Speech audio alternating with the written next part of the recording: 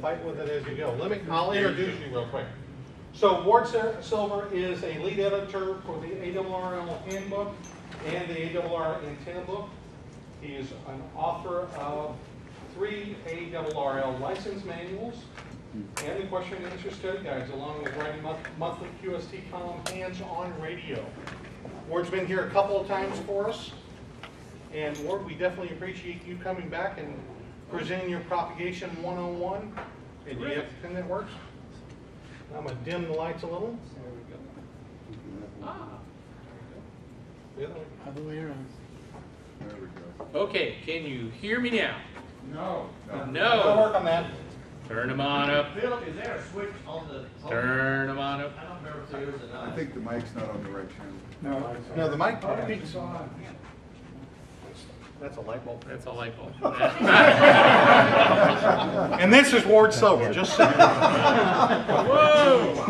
Hopefully. Oh, yeah. See if we got this. I heard him tapping the mic. Yeah. I too. The mic is on now. Yeah, the mic It's is on. okay. Yeah, It's it's on. You just need to You're crank up the Right volume. at you. Okay, is that better? No. No. You get started. I'm going to try to increase the volume. Okay, all right. What I'm going to talk about tonight is basic propagation. This is the elements of propagation. We all start with very simple stuff, and there are a lot of questions about it, and if you pick up some magazine articles or some books about propagation, they get real deep real fast. So what I'm going to do tonight is, there we go. All right. What I'm going to talk about tonight, here we go. We're going to talk about the openings. Going to cover some basic definitions so you know what the words mean when you see them fly by in the magazines and online. We're going to start with VHF and up phenomena because there are a lot of new hams come in, and that's where you're operating, VHF, UHF. So we'll talk about some of the interesting things that go on above 30 megahertz, where you may have already experienced these things and are wondering about them. Then we're going to talk a little bit about the ionosphere. Propagation is something totally unique to ham radio. Most of the other services try to get rid of it, but hams love it, and the ionosphere is probably the most interesting part of amateur radio propagation. And most people don't even know that it exists. The space station actually orbits in the very upper reaches of the ionosphere, but most people don't even know that it's there. So this is a whole new way of experiencing the physical world. So after we talk about what the ionosphere is, you'll be able to understand more about what goes on HF below 30 megahertz and sometimes on 50 megahertz. We're going to talk about Sporadic E. This is the season of Sporadic E in the summer, and it's what makes 50 megahertz the magic band. Everybody in ham radio, if you've got a license, can play on 6 meters. It's not a complicated band. You put up a simple antenna. You can work meteor scatter. You can work Sporadic E. Sometimes you get regular ionospheric hops. Sometimes you can bounce signals off planes, all sorts of stuff. So 6 meters and 50 megahertz is where a lot of this propagation all comes together. And then we're going to talk about how to use some of the things that you've learned, the propagation know-how. Okay, basic definitions. What is propagation? All that propagation means is it's how RF gets from here to there without a cable or a wire. Now that can mean lots of different paths or anything, but when somebody uses a 4-syllable word, propagation, all they mean is how to get from here to there. There are a lot of different types of propagation, and that's what we're going to talk about tonight. You'll hear the terms paths, rays, skips, and hops, and modes of propagation. When you talk about the path, all you're talking about is the path between the transmitter and the receiver. However that bounces around off the ionosphere, off buildings, off the ground, whatever, the path by which the energy gets from the transmitter to the receiver, that's what they mean by path. Typically, there are lots of different paths for any particular signal. A ray, if you look at the literature, they'll talk about ray tracing, or it'll show you a drawing and say, this is a ray. What they mean is one particular path. And they'll talk about This particular path that went up in the ionosphere and bounced back and forth between a couple of layers, whatever, the rays are all the possible paths between the transmitter and the receiver. A skip or a hop is when the path goes up into the ionosphere and is bent back down to Earth. That is a skip. You can also get a skip off the Earth and come back up. So you call these hops or skips, depending on whether you started out in CB radio or not. Okay. And then you have modes of propagation. There are all these different types of paths that go between point A and point B. Some of them have skips and hops. Some of them travel along the ground. Some of them go up in the atmosphere and get trapped there. Some of them even bounce 2 or 3 times off the ionosphere without coming back to Earth. There's even a mode called long delayed echoes, where the signal goes out and it gets trapped in the Earth's magnetosphere and goes out hundreds of millions of miles and then comes back in the magnetosphere and is delayed by seconds or minutes. And that's another mode of propagation. Mode is just the type of path that you encounter. We hear a lot about reflection, particularly on HF, where they talk about the signal being reflected by the ionosphere. It's not really reflected, it's refracted. It's bent, okay? So it doesn't really make much difference if you're at the other end of the path and you can hear the guy. It doesn't matter whether it's reflected or refracted. But be advised that when we're talking about the ionosphere, what's really going on is a gradual bending of the ray, and it gets bent for reasons that we'll talk about later. Scatter propagation is when the radio waves hit something and bounce off in various different directions. If I take my laser pointer here and I don't look into it, come on, laser pointer, work with me now. Yeah, yes, no? If I was to take a working laser pointer, here we go. The only reason you can see that spot out there in the audience is that I'm aiming this thing at the ceiling, okay?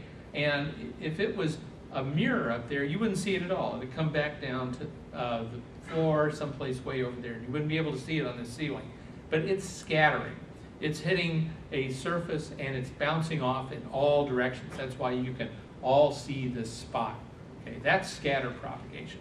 You can scatter off the Earth, you can scatter off mountains, you can scatter off buildings, you can scatter off turbulence in the atmosphere, you can scatter off airplanes or meteor trails. What happens when the ray hits something and bounces back, that's called scatter. And then we've got diffraction. When you go around a sharp edge, for example, the wave, when it hits that sharp edge, it'll break up into multiple rays, and you'll have dead spots and hot spots. Sometimes you can experience that at UHF and above when you go past a building edge or something and suddenly you've got sort of a picket fence kind of effect or mobile flutter. Some of that is due to diffraction. And all that is the wave bending around a sharp edge. And then the radio horizon, which is what we're going to talk about next. We all know what the optical horizon is. There's also a radio horizon. Here's a radio horizon, and this is something that really has a big effect at VHF and up. These are 2 drawings that are in the antenna book, the ARL antenna book, in the first couple of chapters. When we talk about line of sight, and we're usually at UHF and up, we're talking about line of sight type propagation. That's called a space wave. That means it doesn't hit anything, it doesn't bounce off anything, it isn't guided by anything. It's simply, if I had a handheld in my hand right now, and somebody else in the other side of the room had a handheld, and we were talking on simplex, that'd be a space wave. Go from here to there. Okay, when I'm driving around in my car and I'm talking to somebody on simplex, like for the zip code contest that you're going to have next in September, then that's a space wave generally. My signal between a handheld and a repeater is usually a space wave. But that's line of sight. So the radio horizon is just like the optical horizon, and it's as far as you can see line of sight with a radio and still be out there on the surface of the Earth. Obviously, the higher your tower is, the farther you can see, And the radio horizon is a little farther than the optical horizon. If you were, say, out in Kansas someplace and you were on top of a big tower, you could see maybe a couple or 300 miles. The radio horizon is a little farther than that. The reason is, remember we talked about refraction. Refraction is what happens when a wave encounters some media that has a slightly different index of refraction. You've all done the experiment or have seen it where you stick a pencil in a glass of water and the pencil looks like it bends when it goes in the water. The reason it bends is because the index of refraction in the water is different than air. So light waves, which are just radio waves at a very high frequency, they have a different velocity. And when the wave has a different velocity, when it hits that interface, it bends, it changes direction. So in the atmosphere, as you go from the ground up to the top of the atmosphere, you have different amounts of water vapor, the air gets denser or less dense, you have temperature inversions, you have dust, you have corn sweat. That was a couple of words that I hadn't heard before. They were saying it's so humid because we have a lot of corn sweat. The corn is dragging that moisture out of the ground and transpiring it into the atmosphere. Corn sweat, who knew? Okay, anything that changes the index of refraction in the air also affects the speed at which the radio wave travels. Okay, so as I go higher in the air, what happens is the index of refraction as the air gets drier, it gets closer to free space, and so what's happening here is the radio wave tends to get bent a little bit. Okay, get bent back toward the Earth, and as it gets bent back toward the Earth, that means instead of rocketing off into space like this one does, instead of rocketing off into space, what happens is it bends around the Earth a little bit. And that's the difference between these two lines here. The dashed line is the optical horizon. Here's my distance to the horizon. Here's my height of the antenna. The higher the antenna, the farther I can see. Well, the optical is here, and the radio horizon gets bent a little bit. So the radio horizon is just a little bit farther than the optical horizon, and that's due to refraction, the bending of the wave in the atmosphere because of impurities in the air and corn sweat. Maximize the maximum distance that you can communicate, line of sight between two towers or antennas, is the distance of the radio horizon from each tower. Okay, if I have one really high tower and one really short one, then the high tower is going to have a farther distance out. Okay, it's going to have a farther radio horizon. And the short tower, say I'm talking to a repeater, and I have my handheld and my tower is about 7 feet. Okay, my radio horizon is going to be much shorter. But the total distance we can talk is the sum of the two radio horizons, the one from the big tower and the one from the little tower. Okay, so that's the radio horizon, and that's the space wave. That's what we talk about, line of sight. There are lots of ways that radio waves at VHF and above can travel a lot farther than line of sight. And how many of you have ever heard, say, the club repeater, and suddenly there's this scratchy signal, or maybe it's a little fluttery, it sounds a little funny, it's coming in from Arkansas, or Chicago, or Kansas City, or something like that. You ever hear that? A few people? Yes? No? Yep. Okay. That's probably due to tropospheric propagation. The troposphere is the lowest level of the atmosphere. We live and we breathe in the troposphere. Okay, so the troposphere is where weather occurs. Clouds, winds, all these other things. Remember, any change in the dielectric constant of the air due to moisture or dryness or whatever, that affects the path of the radio wave. Okay, so any change in that dielectric constant will also change the direction of the radio wave in the troposphere.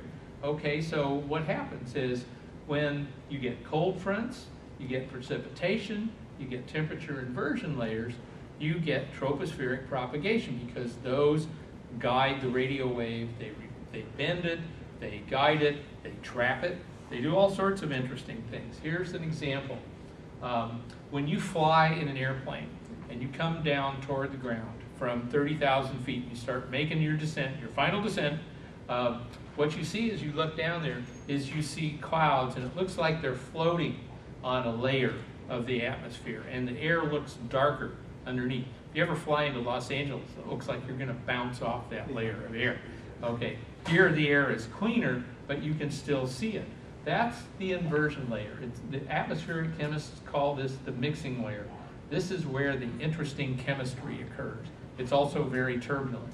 I know this because I used to do research projects, and we would fly around at this level at 3,000 feet.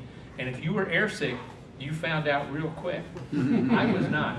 But my boss, his nickname was Barfin' Bill. I'll let him know.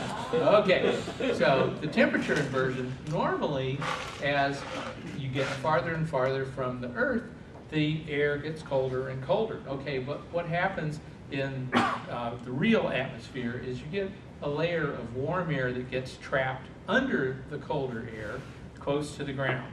So instead of this nice, calm profile with no temperature inversion, you get this funny little typical profile here where the temperature, oh, gee, it's starting to get higher as you go higher, and then all of a sudden it turns around and goes the other way, and then there's another little layer where it reverses, and so on and so forth. Well, what happens is the index of refraction is different between here and here. This is where the corn sweat lives. This is where the smoke lives. This is where the humidity lives. This is where all that stuff that you exhale lives. This is nice, clean, dry air. So what happens is the signal comes up out of this and it encounters this layer, and it's just like the pencil in the water, and it gets bent back into this layer. Well, then it gets bent back out, and so it can travel along this inversion layer for a good long while, hundreds of miles sometimes, in fact. Now, you can listen to this on FM radio. Tune into a Chicago FM station frequency on a good strong signal, and just let your radio sit there. Put it in mono mode if you can stand listening to the noise, and sometimes you can hear that signal suddenly appear. Either it's meteor scatter or it's traveling along this inversion layer. And this is quite common. Okay, sometimes you can get a duct, and Marx Brothers fans will go by a duct. Okay, anyway, the duct is two parallel refracting boundaries. Okay, so what I have one there between the at the inversion layer between the ground's warm layer and then the higher up above. Well, what if I have that other layer up there someplace? Could the signal get trapped between them? Yes, it can, and that's called a duct. And ducting happens along weather fronts. So we get a lot of weather fronts this time of year. Cold fronts that move through. We get these, you know, it's hot and dry, and all of a sudden we get this big line of storms that moves through. That's a prime situation for ducting. To take advantage of those ducts, what you do is you point your antenna parallel with the line of the front. If we have a line coming in from, where did it come in from today? The northwest this morning, and that line of thunderstorms moved in. It was like oriented southwest, northeast, and the whole thing moved to the southeast. What happened is that air mass is pushing its way in. So if I'm going to take advantage of propagation along that front, I'm going to point my antenna parallel to the front. And I'm going to listen for distant FM stations. This would have been an excellent time for me to listen for Chicago or Springfield or Peoria as that line came through. And these will work well all the way up through microwave. Here's an example. Here's the cool air from the cold front. It's pushing its way into the area. But we've had this warm, moist air full of corn sweat, okay, and it's sitting here minding its own business, and here comes the cool air, and it pushes its way through. And if you've gone to Jim Lamke's Skywarn training, you'll know that this is where the thunderstorms happen, right here. And the warm, moist air, that water, as the cold air pushes through, it can't hold the water anymore, and so you get thunderstorms right here.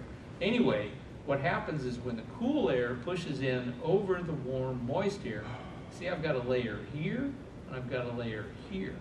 And this can be a real nice duct. And if I launch my signal into here, that signal can bounce back and forth, bounce, bounce, bounce. It's actually being bent in and out of this duct for 300-400 miles. It's not uncommon.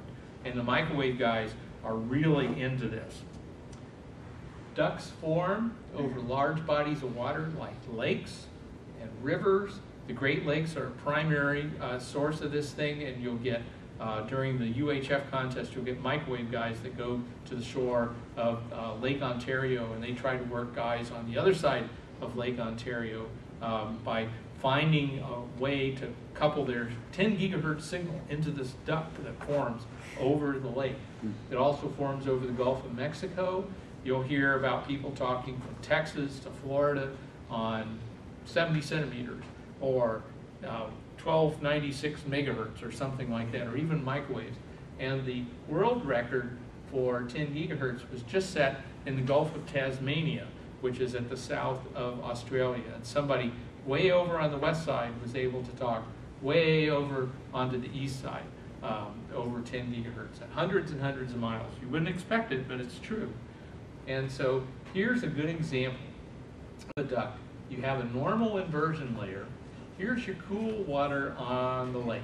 Well, right over the lake, you get cool, moist air. But then on top of that is the regular warm air, and then on top of that is cool air. All right, so you've got your normal inversion layer, and you've got this other layer down here at the bottom. If you can launch your signal into it, you can bounce it back and forth along this duct until the lake goes away and this cool, moist air goes away, or something happens and the duct breaks up and the signal comes out. If you're in here, you can't hear the signal at all because it's trapped up here. Or if you're up here flying around a plane, you can't hear it either. But if you're in the duct or where the duct opens up from, you can hear the signal. How do you predict this stuff? Do you just have to go out and wait and wait and wait? No. Spring and summer weather is the best for tropospheric propagation like this because we have strong, stable fronts that move across the United States. And this is true all the way across the United States. It's just the time of year when this stuff happens.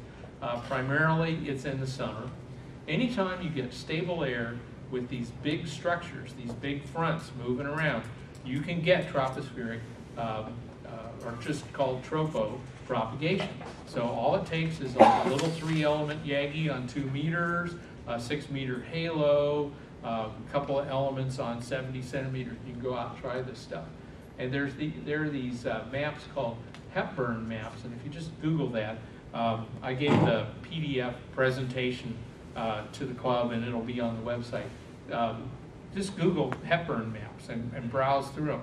And this guy has figured out a certain way of looking at the weather data to predict the probability that tropospheric propagation will exist. And so the VHF DXers that are trying to work all the different grids, they're really paying attention to these maps so that they're looking for propagation into areas that are hard to work, they're beyond the line of sight, and so they want to use the weather to propagate their signal. So this is a pretty interesting thing. Most people don't have the slightest idea that this goes on. Sometimes they'll hear an FM station from far away and they'll go, well, that's cool, but they have no idea what's going on. Hams can not only listen, but they can also transmit and use this. This is a real interesting set of phenomena. Okay, ionosphere. The ionosphere starts, it's got layers of regions, starts about 50 miles above the Earth. So it's well above where planes go. 50 miles is about 100,000 feet. So if you get up to 100,000 feet, you launch a weather balloon or something like that, you get up there, you're in the lower layer of the ionosphere. And this forms above the troposphere, and the stratosphere is between the troposphere where we can all live. And that's just a couple or 3 miles, 4 miles. And from there up to 50 is the stratosphere. Okay, so planes fly in the lowest region of the stratosphere. but it forms layers or regions. The lowest one is the D layer, then you get the E layer, and then you get the F layer. The F layer is the biggest one, and in the daytime it splits into the F1 and the F2 layers. The space station orbits in the very upper regions of the F2 layer. This goes up to about 250 miles. Okay, the density is very, very low. You're talking about counting the number of atoms per cubic centimeter, okay? We're not talking about regular air. If we were exposed to the ionosphere, we would suffocate and die because there's not enough air up there for us to live. But that's good for radio stuff because solar ultraviolet from the sun can beam down onto these molecules and knock them apart. And it actually has enough energy to knock an electron off of the atoms or the molecules, creating an ion. And that's why it's called the ionosphere, because the atoms and molecules are ionized. And so the electron goes rocketing off for a while, and it's so not dense up there that the electron can travel for a long distance and not immediately get grabbed by another atom.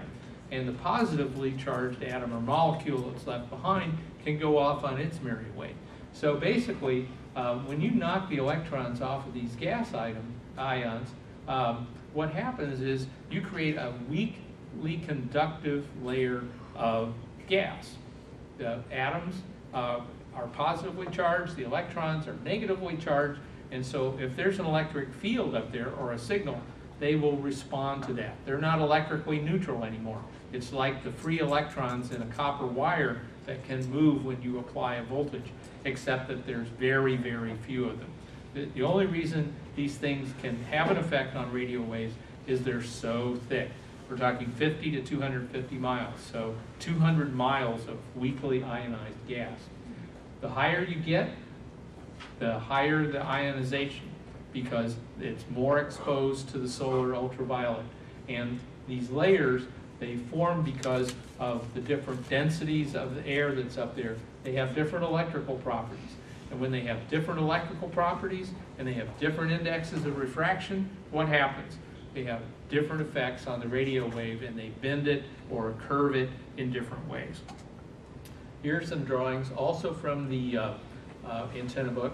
Here's the ionosphere, and it says 30 to 250 miles. Okay, fair enough. And so you've got this layer of gas that's up there. Here's the layers. Here's the D layer down here. Here's the stratosphere. Here's the troposphere down here where the clouds are. Here's the D layer up to about 60 miles. Here's the E layer between 60 and 70 miles, okay? And here's the F layer all the way up here. And in the daytime, the F1 layer is the lowest one and the F2 layer is the upper one. Now, how do these things form? How strong are they? They vary every day, they vary by the hour, they vary by the season, but basically the overall strength depends on the sun and how many sunspots there are. It's not that the sunspot affects it directly, it's that when we have more sunspots, we have more solar ultraviolet. We can't see the solar ultraviolet, okay? But you can kind of get a sunburn sometimes, but we can't see it. So we use the number of sunspots to indicate how much solar ultraviolet is up there. It also depends on whether the Earth is tipped toward or away from the sun. If I go out right now and I look up into the sky, the sun's way over there, okay? It's going to be shining on the ionosphere more strongly over there than it is over here. Over here, above us right now, these upper layers are starting to go away. The solar ultraviolet is no longer keeping those electrons separate from the atoms, and they're starting to recombine and become electrically neutral again. Down lower, they've already started to recombine. This is why, well, I'll get to this in a minute. I like to digress. But the way that the Earth is tipped toward the sun and where it is in the day depends on where the sun is going to illuminate the atmosphere. And that's going to change the structure of the ionosphere. So there's lots of variations. You've got the solar or sunspot cycle. It's 10.7 years long. Right now we're going into the minimum of the sunspot cycle. There are seasonal variations. Those of you that are on HF will note that, for example, 20 meters is spectacularly good in the summer after dark. But then if you wait till after dark in December, 20 meters will go away. What's the deal? That's a seasonal variation that causes the changes in the ionosphere. Sometimes the ionosphere is there, sometimes it's strong enough to reflect a signal, sometimes it's not. You can have day-to-day variations. If you get on the air at the same time every day for 2 weeks on one frequency, you'll hear different conditions almost every single day. That's part of what makes ham radio so much fun. Other services, communication services, they can't stand this because it changes the reliability. But hams, we like that stuff. That's fun. That's what makes it exciting and challenging. And you can even get on hour to hour and hear changes. How many people here have ever heard a sudden ionospheric disturbance or a blackout? Isn't that cool? You're sitting there, you're just talking away, everything's just fine, and all of a sudden, it's like the water just comes in. You hear this hissing sound. And it gets stronger and stronger and stronger, and it builds up, and the signals get weaker and weaker until they just disappear.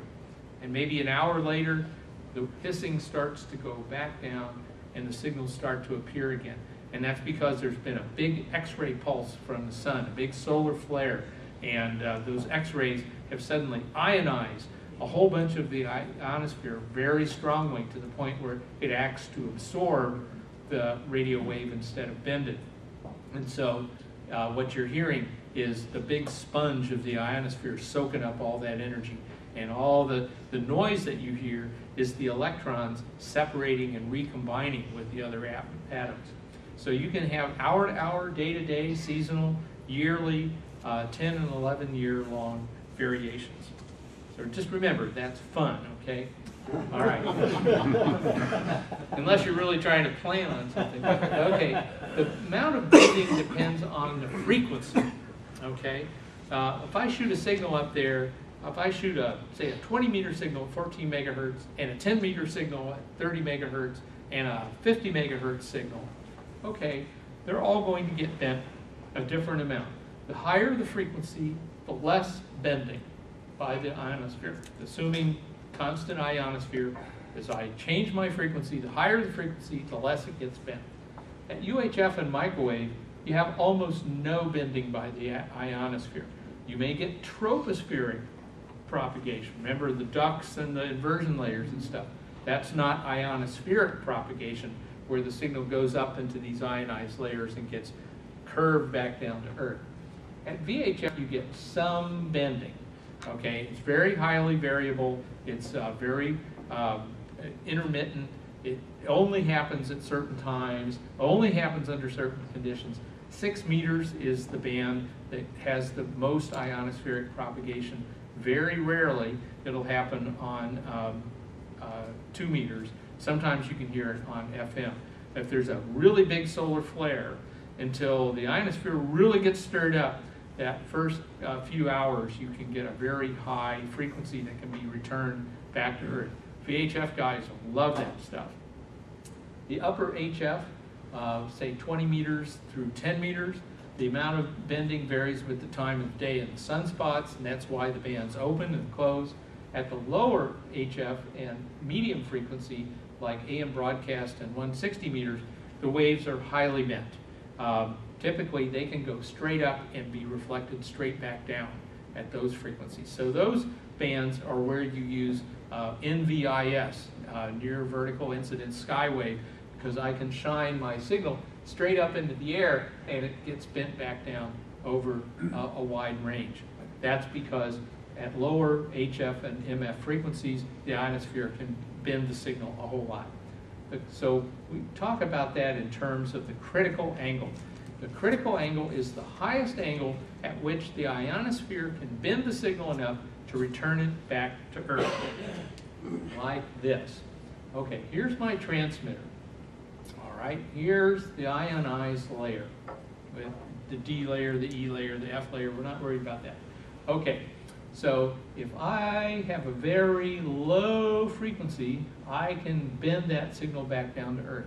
It's almost like a mirage where you see way out across the highway, you see a reflection of the sky. And it's being reflected because the angle is so low that the ground can still reflect it. Well, it's the same thing in reverse up in the sky. The angle is so low that I can bend that signal back down to Earth. And I keep raising my angle. I beam it farther and farther and farther and farther from the Earth, and I can bend it back down, and I can bend it back down, and at some point, at the critical angle, I can't bend it back down anymore, and even though I haven't changed the frequency at all, the ionosphere is not strongly enough ionized that it can turn that signal around and make it come back down to Earth. So the signal gets bent a little, and then it goes rocketing off into space, where it's never heard from again, ever. And the higher angle I use, the less it's bent, and so at some point, if I go straight into the ionosphere, it'll go just rocketing right off into space.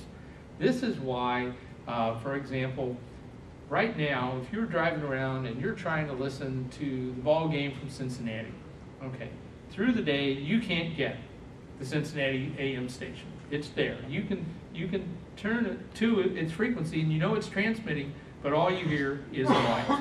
Okay, that's because the signal is being absorbed by the D layer, and there's just too much ionization there. And at night, what happens is the D layer goes away, and now the signal can be bent and come back down to Earth, and suddenly, all of a sudden, you can hear the stations from Cincinnati. Same thing happens with N0AX as you drive far and far away and you're trying to listen to the Cardinal game. The important thing is to know that there's a critical angle, and it depends on the frequency and the angle of the signal. Okay. The critical angle decreases with frequency. Okay. The higher the frequency, remember that the ionosphere can bend the signal less and less. So if it can't bend the signal less and less, the higher the angle, that means my signal is going to go rocketing off into space at a lower angle. That's why as I get up higher and higher in frequency, like 10 meters, then I've got to have this really low angle if I'm going to hear anybody. And that creates a skip zone, which we'll get to in a minute. Lower angle allows skip at higher frequencies. If the band is just barely open, I'll get really long skip. But if I try to send my signal at a higher frequency, it won't get bent enough and it'll go off into space. So the higher the frequency, the lower the angle I've got to use if I want that signal to come back down to the Earth. Now there's also some stuff called ground waves. Ground wave signals travel along the surface of the Earth, sort of like the inversion layer that we just talked about. Those are primarily HF and MF signals, high frequency and medium frequency signals. They travel along the surface of the Earth. They're short range. They're just a few miles at 10 meters. If you ever use a CB radio when skip's not in, you know you can only talk about 5 or 10 miles, depending on how many pills you have under your seat in the footlocker. Okay. But you can get up to 100 miles or so on an AM broadcast. I can get the Cardinals out all the way down to Raleigh sometimes on ground wave, and that's a ground wave signal. The gap between how far I can get on ground wave and how far I can get before the ionosphere can reflect that signal back down creates a donut-shaped empty spot where I can't hear the signal. That's called the skip zone. Here's a drawing. Okay, here's my ground wave distance along the surface of the Earth there.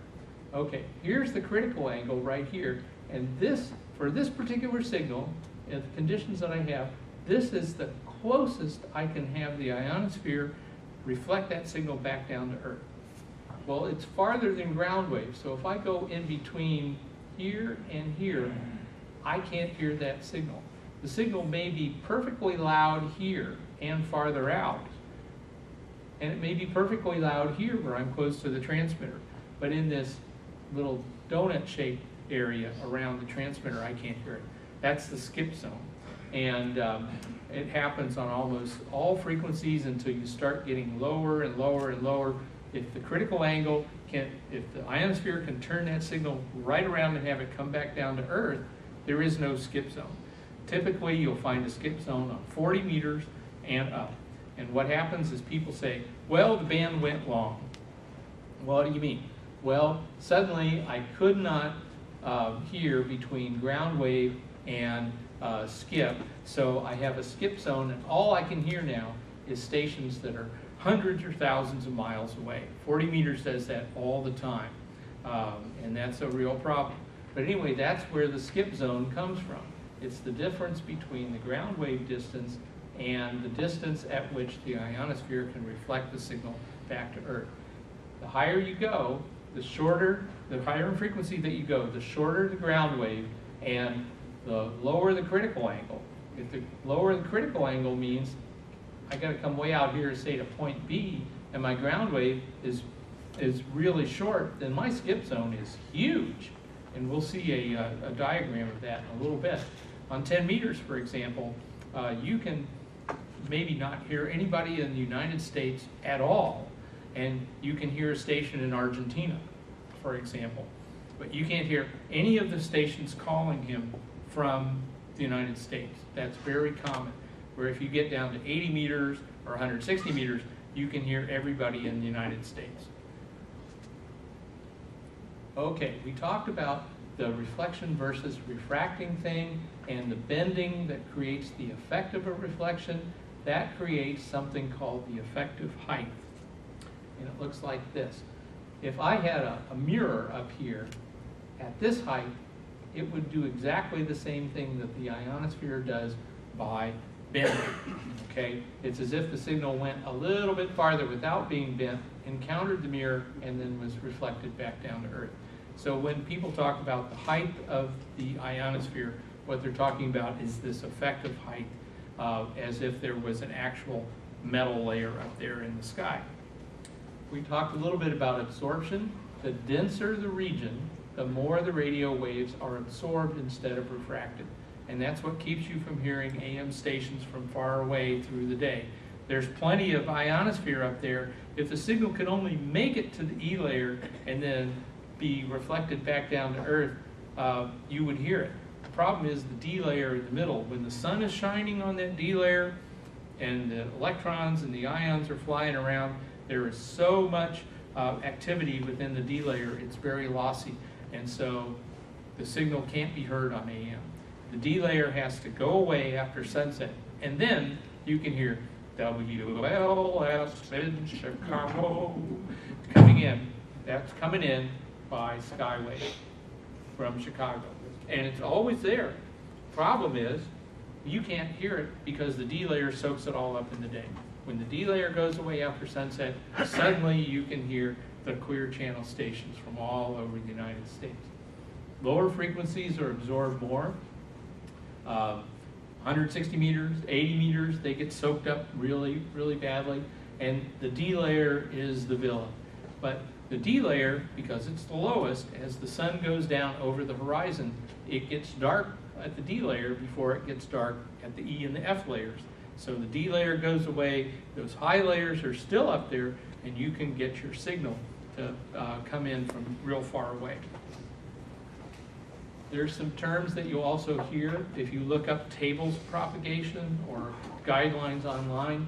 You hear lowest usable frequency, or LUF, maximum usable frequency, MUF, optimum traffic frequency, OTF, and all of those apply to the entire path, not just one hop, but the whole thing.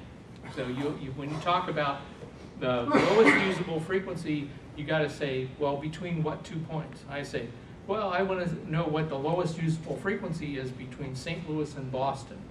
There will be a different lowest usable frequency between St. Louis and Chicago, St. Louis and Kansas City, St. Louis and San Francisco, St. Louis and Tokyo, St. Louis and Berlin, whatever.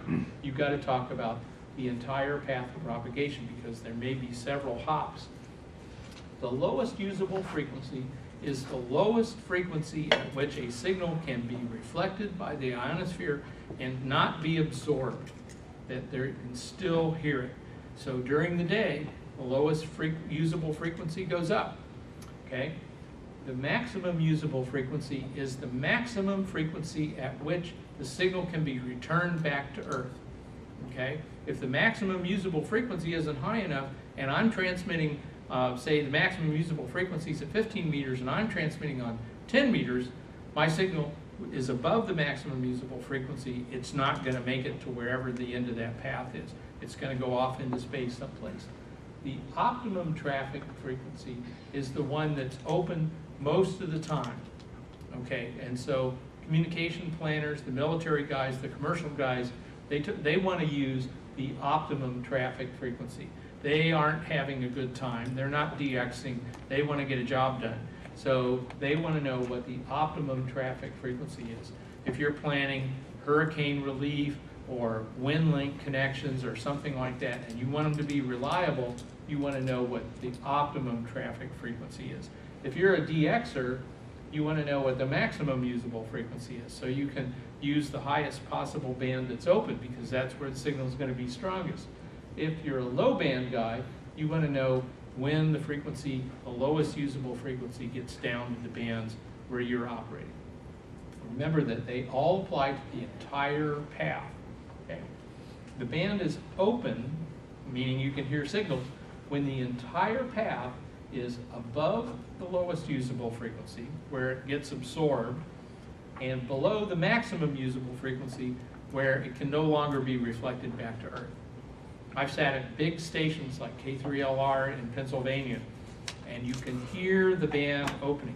When you have big antennas like Tim does up high, and you can select for the vertical angle, you can sit there and listen. For example, on 15 meters in the morning, I get there at 5:30 and it's still kind of dark in February when I'm doing my contest from Tim's, and I'm listening and I'm listening and I'm listening, and I'll hear little tiny weak signals that I think are Europeans, but I can't quite copy them.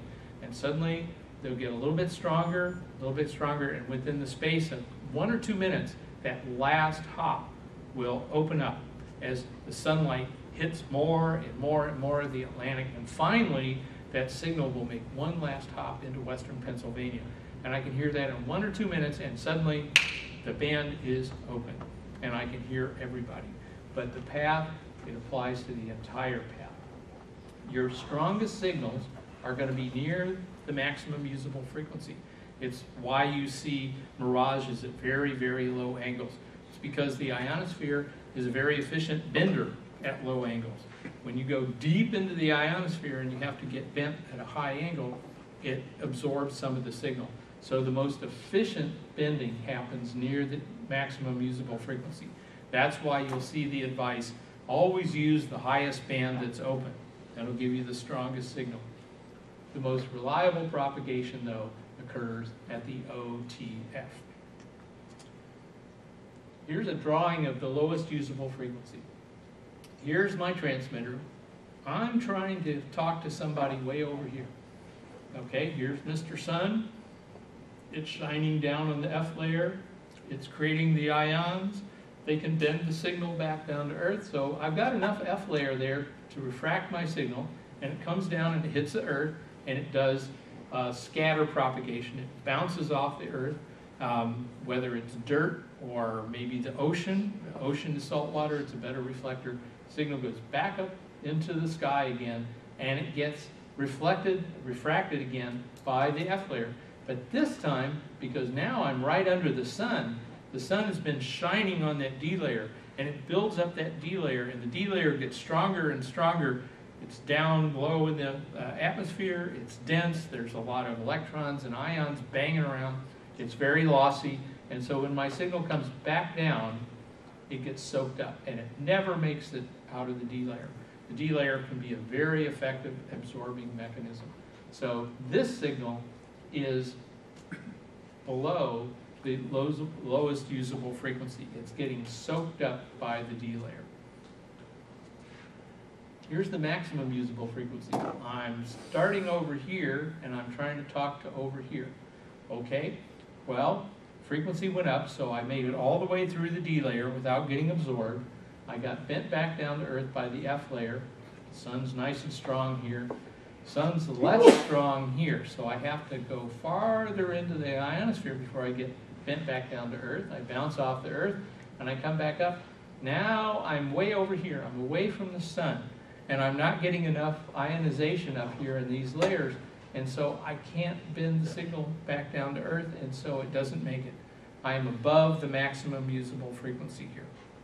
So the band is not open for me. It's open if I wanted to talk to here or here, but over here, no, it's not open.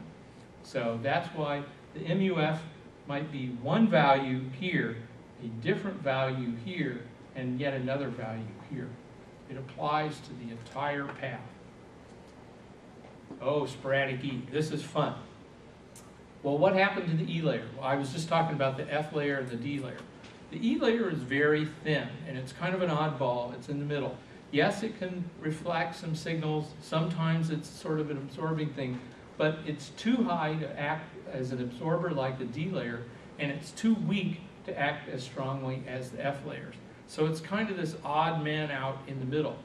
However, at 50 megahertz, at FM frequencies and the European 4-meter band around 70 megahertz, and as high as 2 meters, 220, and 432, you get what's called sporadic E. It's best at around 50 megahertz.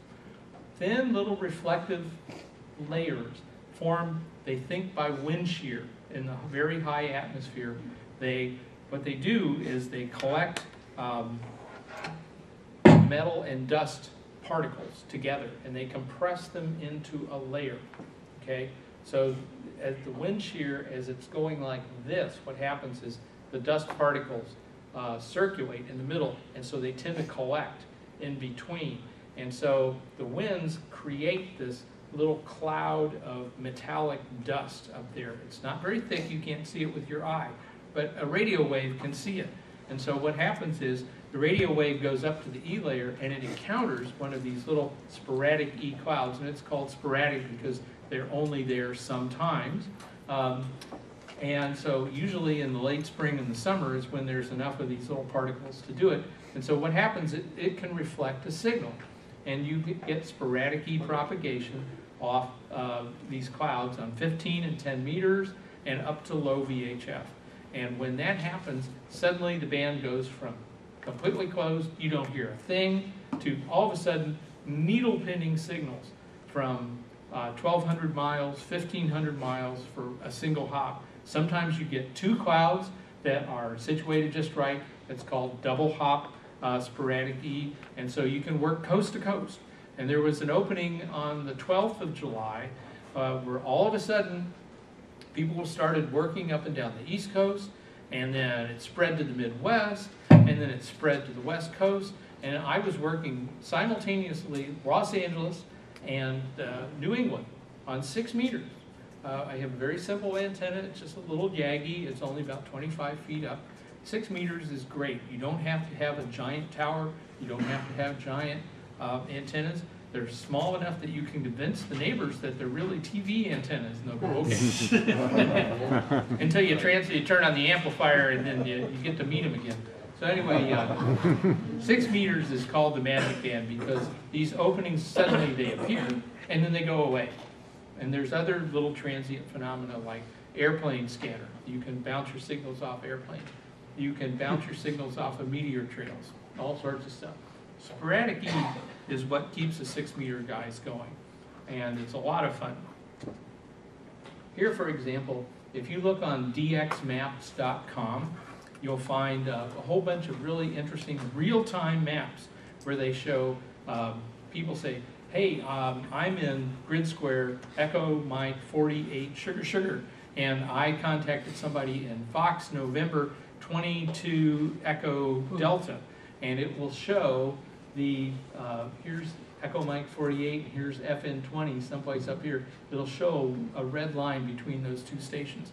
And as everybody starts reporting their stuff, you can see, hey, look, here's the guys in Wisconsin and Chicago, and they're talking to the guys in Texas, and here's some guys in Colorado, and they're talking to some guys in South Carolina and Tennessee. Well, there must be a cloud right over this area, and you can tell where the sporadic E cloud is, and you can follow these things along through the afternoon, and they tend to drift sort of this way to the southeast or to the southwest, depending on the wind.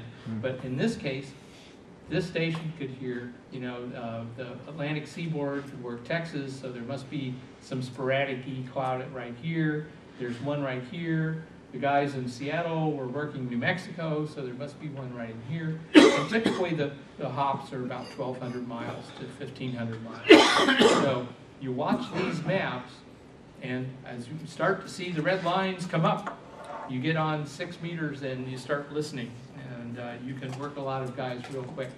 So you want to use this propagation know-how that I've shoved into your heads. How do you get to Carnegie Hall? You practice, practice, practice. Goes the old joke. Okay, so how do I get to VHF, UHF Century Club? Or how do I get to the DX Century Club? And how do I do that? Listen, listen, listen, listen. Just turn on the radio. Too many people turn on the radio and they go, crankety crank, crank, crank, crank, crank, crank, crank, crank. All they hear is noise. And they go, well, nothing's happened. Then band's off. And they turn it off and they go do something else. You gotta listen. You gotta listen, listen, listen. The ionosphere changes every day, every hour, minute to minute. I've had contacts where the guy is only there for less than a minute. And I just happened to get lucky. Came up out of the noise, I worked him, went back away again. Why? I don't know. Something up in the ionosphere. Maybe there was a plane at the right spot. There was a 2-meter contact between New England and Ireland. And they thought, oh, this is the first example of transatlantic tropospheric propagation. We're all real happy. And then somebody pointed out that the International Space Station was right in the middle. And so they actually bounced a signal off the space station on 2 meters from New England to Ireland. And that didn't happen for very long, I assure you. Get on, operate, operate, operate. If you don't hear anybody on, call CQ. I've done this many times on 10 meters. 10 meters, I think it's dead, nothing's going on, I don't hear anybody. So I put the keyer on beacon mode. I just call a slow CQ. And I do something else. I fill out QSL cards, I build something, I type something, whatever, and 5 minutes go by, 10 minutes go by, 15 minutes go by, and then somebody calls me. Maybe it's a local guy, maybe it's somebody at the edge of ground plane, maybe there's actually some skip, and I talk to him. A couple of minutes, we exchange our numbers, whatever, and away we go. Okay, and then I put the keyer back on beacon, and then they'll go around, and other people will hear you. And then pretty soon, by the end of the evening, if you turn around across the band, there'll be 4 or 5 little centers of activity because people turned on the radio, they cranked through it, and they heard you. So there's something going on. And there's all these beacon stations as well. If you listen and you can hear a beacon from someplace, the band is open to that place. Call CQ. See who comes back. Can propagation be predicted? Oh, yes. And you don't have to buy fancy programs or anything. This stuff called Voice of America, something prediction, coverage area prediction is the original program. And these guys from Finland put it online. So if you go to www.voacap.com, the homepage, and then click coverage, you'll get a map that looks like this. You get a screen. And it says, okay, what's the time and date? It will read how many solar sunspots there are from the WWV site automatically. It tells you what time and what month. And so it's got all these models stored up inside it for what happens at different sunspot numbers and what happens to the ionosphere at different times of the year. And you load it up with a whole bunch of stuff about the receivers and transmitters. Where am I located? Well, the closest one in its database is Jefferson City. That's pretty close. Latitude, longitude, what kind of transmit antenna am I using? Dipole at 33 feet. What kind of transmitter power am I using? 100 watts. What mode am I using? CW. What band? 20 meters, 14 megahertz. And do I want to calculate short path, meaning the most direct path between the stations, or the other option is to go all the way around the other way for long path? Typically you don't do that. And I tell it some stuff about the receive sites. Part of the other configuration that you can do in this thing is to set up how much noise you're going to have at the receiver end. And Tom gave me this thing about this public notice. They're actually doing a study of the noise for it. The higher the noise floor you have, the better propagation you have to hear stuff. So this affects you. And so this is the TAC Noise Floor Technical Inquiry. And it's being conducted by the Office of Engineering and Technology, and they are starting to get interested in the noise floor. All these little switching supplies and light bulbs and washers and dryers that use variable frequency drives and all these other noise sources, plasma TVs and stuff, they don't care that we can't hear stuff. What they care is that the AM broadcast audience can't hear the AM broadcasters. And so now the broadcasters are starting to go, this is eating into our service area.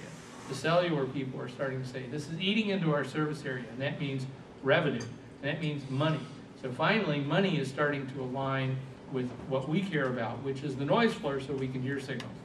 So pay attention to this technical, what is it, the TAC, Technical Logical Advisory Council Noise Floor Study.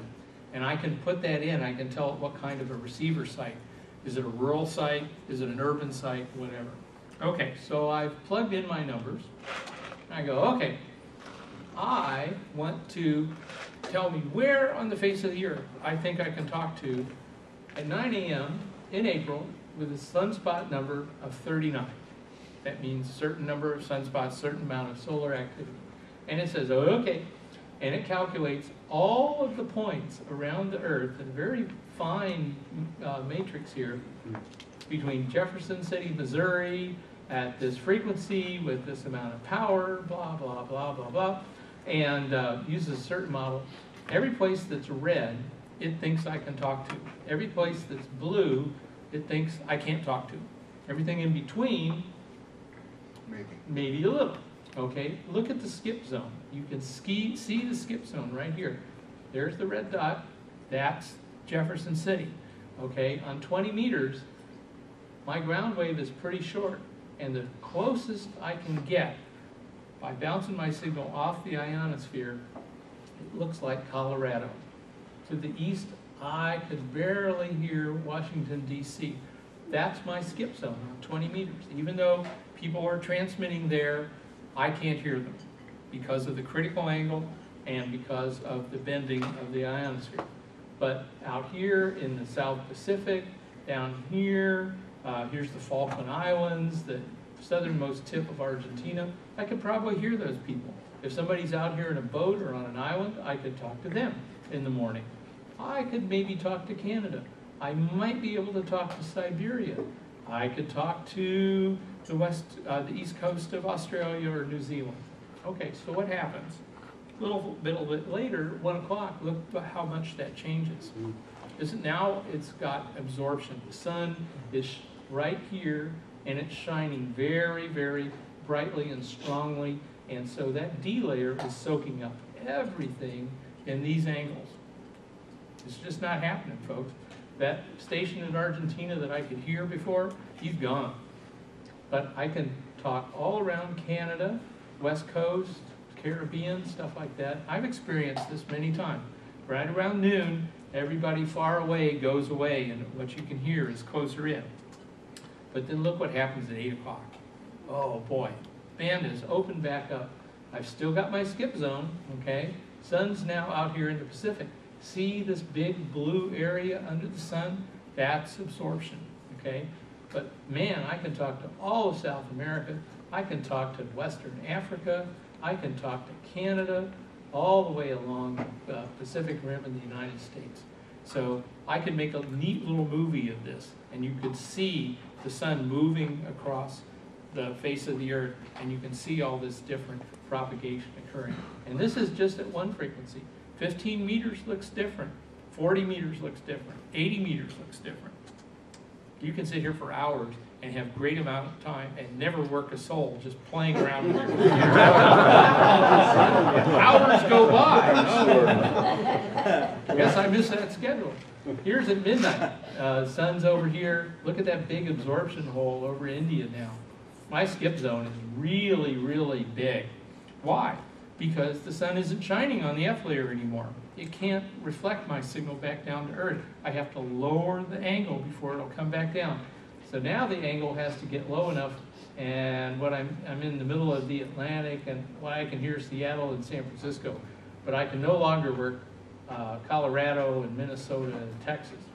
It may not be a bad thing, I don't know. Down here, I can work South America pretty good. Okay. Now, here's another way of looking at things. Okay, say I want to talk to Rio de Janeiro. Okay, the Olympics are coming up, right? All right, so I say, when can I talk to Rio de Janeiro? Well, I enter in all my stuff, what's the date, how many sunspots, all this kind of stuff. What kind of an antenna, all these kind of things. What are they doing at the receive site? Well, here's where they are, PY1, Rio de Janeiro. I've got, here's the latitude and longitude, and here's the antenna that they're using. All right, instead of me having to draw a whole bunch of different maps and see what's going on, I want you to tell me, starting at 0000 UTC, which is in April, that's 6 o'clock, in the summer it's 7 o'clock, and I want you to go around the clock. These are all the amateur bands. What do we got here? 10 meters, 15, Okay, if the band is open, I want you to, for that hour, I want you to color it in. So I can look at this and go, wow, hey, 20 meters, right around 6, 7 o'clock. 20 meters would be really good. I wonder if 10 meters is ever open. I don't know. Let's see. Let's have a look. I can't even see my own map. What about 10 meters? Yeah, maybe probably from about 1 o'clock, right around the sunset. Yeah, I could do that. What about 40 meters? Well, 40 meters isn't even going to begin to open up until after the sun goes down because of absorption. But here it is in the middle of the night. I could probably work Brazil on 40 meters. So this will give you a pretty good idea of what you can do. Here's another way of looking at things. Here's the same path. It's going to take that one path between Jefferson City and Rio de Janeiro. Here's the time, and it's going to tell me which frequencies are best. You can see the red areas and the yellow areas. Each one of these horizontal lines is a ham band. Here's 10 meters right here. Here's 12 meters, 15 meters, 17, 20, 30, 40, etc. Okay. The black line shows the maximum usable frequency. As you can see above that black line, the probability I'm going to get a signal through is pretty low. Okay, so I would want to be just below this line. See how it's red right at the line, and then it gets progressively dimmer below, and it gets progressively dimmer above. This is what I want to be on. Okay, here are the hours of the day and the night. So this is another snapshot, so I can tell what's going on. And this is all free. You just log on and fool around. Here's the signal strength. If I wanted to guess how strong would the signal be at the other end of the circuit, here's the time, here's the frequency, and now S9, S8, S7, S6, and so on and so forth. So most of the time, my signal's not going to be very strong. It's going to be S4 or S5. Remember, I'm just talking about dipoles now. But you could get a signal through. You could get a signal through on CW. You could get a signal through on phone. You could get a signal through on PSK, certainly. How about Whisper, which is a super low power mode? Absolutely. So this tells you what bands to use and when to look for that signal. Okay, so does this all work? Is this real, or is this just computer stuff? Okay, here's an example. There was an expedition to Herd Island. Herd Island is a few thousand miles south of the tip of India. It's in the South Indian Ocean. It's an Antarctic or subantarctic island. It's thousands of miles from anywhere. It's probably the most remote place on the face of the earth except for possibly Bouvet Island. Okay, well, there was a de-expedition there, and I wanted to work it. I worked it on a couple bands, but I really needed it on 12 meters. I had them on 10, I had them on 15, but I'm a stamp collector like everybody else. I want them on every band, so I needed them on 12. I knew that was going to be a tough QSO from the middle of the United States. So I asked, I said, okay, I gave it my parameters, I gave it all the stuff about the sun, and I said, okay, 24.9 megahertz, I'm going to use a 3-element Yagi at 66 feet, that's about what I got, and they're going to be using quarter wave verticals on the beach. What are my chances? Okay, it says, eeny, meeny, chili beanie, the spirits are about to speak. And it says, here are your chances. You can talk to them maybe here, but this is, oh, this is 30 meters. This is 20 meters. Uh-oh, 12 meters is way up here. Here's this one tiny little bit. So I might possibly get them. When is that? Okay, that's right about 1200 to 1400. Okay, that's 7 o'clock to 9 o'clock in the morning. You better believe I was there. Where's my QSO? Right there. That's it. I heard them for about 20 minutes. They were workable for about 5, and that was it. And if I hadn't had a low noise QTH, Chris has been down there, I would never have made this QSO. That was my only chance. And if I hadn't had this propagation program to help me figure out when that chance was, I could have sat there all day and missed it. I'm not going to sit there for 24 hours and listen for a 12 meter signal with the receiver hiss. So it works right there. That's what it was. That's called validation.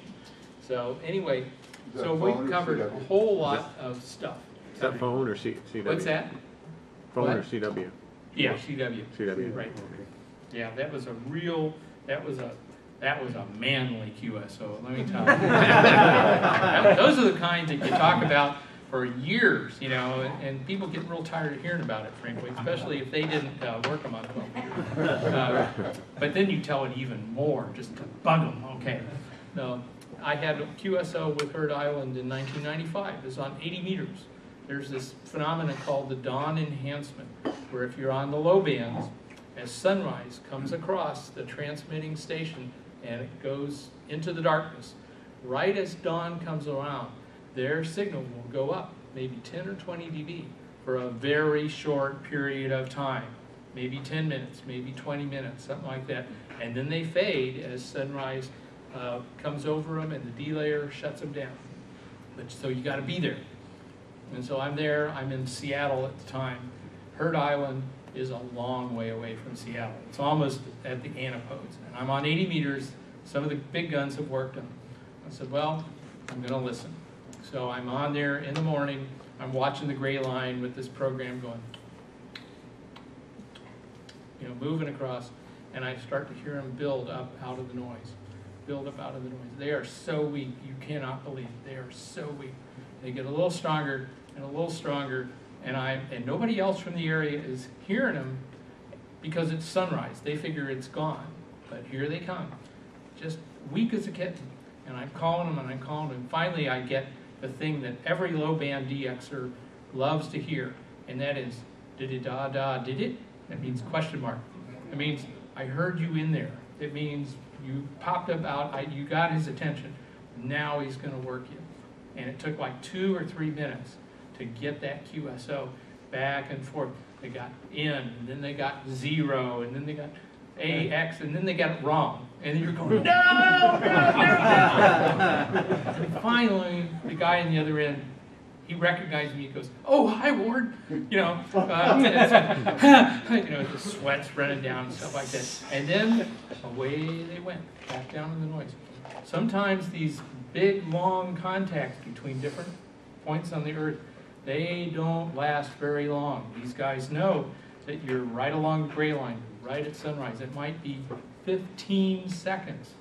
Just, you've got that window at your station to work these guys. You've got to use these tools. You've got to use your know-how. That's what makes it a lot of fun. It's like hunting turkey, okay? You got to go out.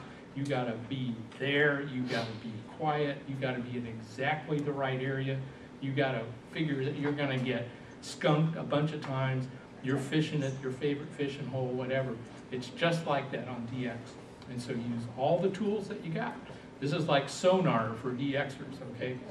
Fish finder. So We've talked a lot about different types of propagation. Propagation is so much fun. Once you start trying to use it and treat it as a feature, not a bug, then it's a lot more fun. And it's something that's unique to ham radio. When people say, what do you do this for? Well, then you start telling them, hey, I can hear the world turning. They go, what? And I go, then you got them. You know, you got a story, okay? You go, what do you mean you can hear the world turning? I said, well, I can hear the sun shining on the different parts of the world. I can hear, you know, the seasons come and go. I can hear the solar weather and stuff. And they think that's really cool. They have no idea. Nobody knows about that stuff anymore. You know, they don't tune their AM radio. They're not listening for WLS. You know, that's not fun for people anymore. So we're the ones that do that. This is something that's really unique to ham radio. Use it. Have fun with it. The weather's out there. The Perseid meteor shower is coming up in, what, 3 weeks? And I'm going to be active on 6 meters. Yes, ma'am. When is 20 meters going to be awake again, like back in the day where, because now 20 meters been so dead lately. It's dead. It's the summer doldrums because of absorption. It's because our part of the world in the daytime is tipped toward the sun. The F layer is going great guns. Hey, I'm up here. Even at night. I mean, even At night, when the D layer goes away, 20 meters is fabulous in the summer. I'm not getting much 20 meters here. You need bigger Not even antennas. at night. 20 meters at night can be a lot of fun But in the summer. What's going on? I have a dipole. I'm not getting much, even at night. For some reason, I'm not getting. Up. Well, I can tell you, that's when you're going to work stuff. If you're going to work stuff on 20 meters in the summer at the low sunspot numbers from the Midwest, it's going to be after sunset, like right now. I was on, admittedly, I have a tower and I have a beam and stuff. And I was just going to kind of fool around a little bit, see if the amplifiers are working. This is before Chris and a couple other operators came down to use the station. Yeah, we'll just tune around here a little bit. And it was open. It was just wide open. Suddenly, I heard this guy 5W0 from Samoa in the South Pacific. I worked him. I tuned down the band a little bit. Here's a guy from European Russia. I worked him. You know, I tuned around a little bit more. Here's 3B9 something from the Indian Ocean.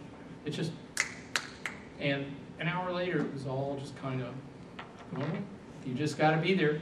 I wish your dipole was high enough to really have a lot more fun. I know. My dipole is probably like, what, 10 or 12 feet off. It's one of the, I really wish someone could get out there and help me get this thing up, and I've been like this. Well, all I'll tell you what, year. try a vertical, okay? Just put up a vertical. All you need is a couple of radials, all right? The thing's only 16 feet high, 16 feet 16 feet radials, and that'll bring your angle down to the point where you get those better long distance hops. So keep your dipole, put up your vertical, and be able to switch back and forth between the two. And remember, you never have enough antennas, and temporary means until I die, okay? All right. Tom. Yeah. Yeah, Ward, first of all, thanks for your program. You always have a great program. Yeah. And I know you don't have the IMEs or talk about yourself, but you did say that you needed a herd on 12, and you also indicated that you have them on 8. Do you have them work, I'm guessing, on a bunch of other bands too, from 95? Yeah, he's 95. 80 meters was 1995. And what other bands do you have heard Oh. on? I don't have them on 160, but now I have them on everything from 80 through 10. And it took 20 years. They only go down there once every, 15, 20 years. Yeah. Will this program give you projections beyond 24 hours or the 24-hour max? No, it's a 24-hour thing. If Okay, then you gotta if you wanted stop. to do a whole week, you'd have to do. Day to yeah. day? You can buy a copy of a program that acts as a front end to this computation engine, It's out there. I can't think of the name of it right now. Google will be your friend. Okay. But then you can say, give me a prediction from day and time to day and time. And then that'll give you out there. Thank you. So those tools are out there. Other questions? Yes? Where do we look to figure out what the sunspot number is? The sunspot number, go to spaceweather.com, okay? And over at the left-hand side of the screen, go down a little bit, and it will give you a picture of where the northern aurora is, and right around there someplace, they will have solar flux index and the sunspot number, SSM. And also the K and the A indexes that tell you how disturbed geomagnetic field is. You can also get it from WWV. Yes, yes. Lots of good stuff on spaceweather.com. Super good. Do you have a place where you post these slides? Do you have any of these available for looking? It's They'll online. be on the website. On the website? Yeah. Okay, thank you. Yeah, and then you can save them with that print screen thing and just load them into Paint or any, Photoshop or whatever you got, and then you can save them, whatever. Other questions? Yeah. So you're saying the black line is the MUF Yes. there, but you're clearly above it and you've made that contact. Yes. does that work? This is a probability map. Okay. Okay, so this is, the MUF is the most probable MUF. So as you get away from it, it's like, I was at a really low probability, just happened to get lucky, got lucky. Yeah, Tom? So when you see the MUF posted on the QRZ page in the data box, Mhm. how does it take into account your location? You would have to set that up. I mean, when you log on, Okay. it'll, you tell it where you are, or it'll go from your call sign, and it'll say, well, you must be here. And you have to give it the other call sign, because it's a So- path thing. So in general, I've heard that the A index and K index, both the A being under 10 and K being 1 or 2 or something like that, is generally a good indicator for, long distance Yes. propagation. Tom said he heard that the A and the K index, which measure the disturbances level of the geomagnetic field, the lower those numbers are, the more stable the geomagnetic field is and the cleaner your reflection. I've seen a number of examples where that isn't true. Well, for example, one of the times when it's not true is if you get a big coronal mass ejection, Right. and that's not what happens after Mexican beer drinking. Okay? You get a big coronal mass ejection, and it slams into the Earth's magnetic field. What happens is it compresses the magnetic field before it really dumps all its energy into that. And so that first night, the first few hours, the low bands can just be spectacularly good. The next night, they're totally crap. There's all these interesting space weather things that happen. Yeah. And so when you were talking about the blackouts occurring, is that the same thing as Dillinger effect? When the blackouts happen, that's typically a short flare from the sun, and there's a lot of, if you follow the links from space weather, you can get to it, and it'll show the proton flux and a bunch of other things, and the X-ray flux and all this kind of stuff. And you'll see these short little flares that go like this. And if they're a big one, if they're an X-class or an M-class flare, what happens is you can actually see a map where it'll show a big purple spot, and that's where it shuts down all of the HF propagation. And then that'll gradually go away. Lots of other things. Other questions? We can talk about propagation until the bands open in the morning. Okay, thank you very much.